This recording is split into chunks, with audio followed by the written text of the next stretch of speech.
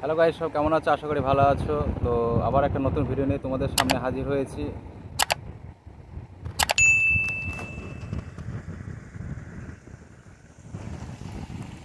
তো যারা যারা ফেসবুকে আইডি রিমুভ করতে চাও, অনেকগুলো আইডি খোলা আছে, তার মধ্যে একটা হয়তো বা দুটো রিমুভ করতে চাও, তারা এই ভিডিওটা শেষ পর্যন্ত দেখো কীভাবে ফেসবুক আইডি রিমুভ করে।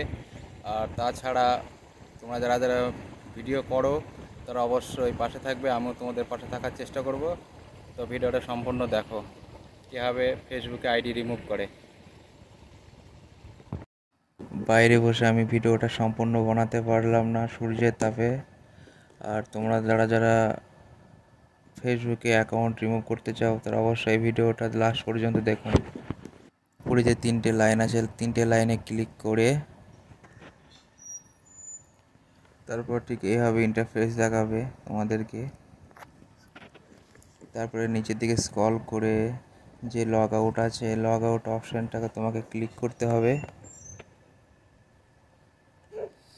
ক্লিক করার পর যে নট নাও আছে বা সেভ আছে, দুটোর মধ্যে একটা মারতে পারো। তারপর আইডিটাকে লগ আউট করতে হবে।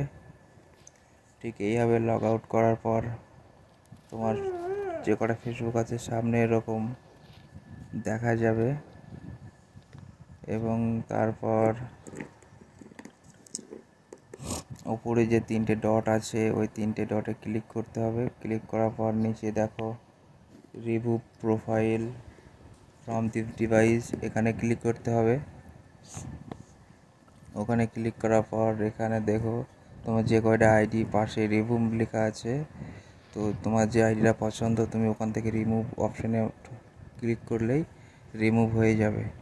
আর যেহেতু আমি এখন রিমুভ করব না, তাই তোমাদের রিমুভ করে দেখাচ্ছি না। তোমরা অবশ্য ওখানে রিমুভ করলে যে আইডিটা রিমুভ করতে চাইবে সেটাই হয়ে যাবে।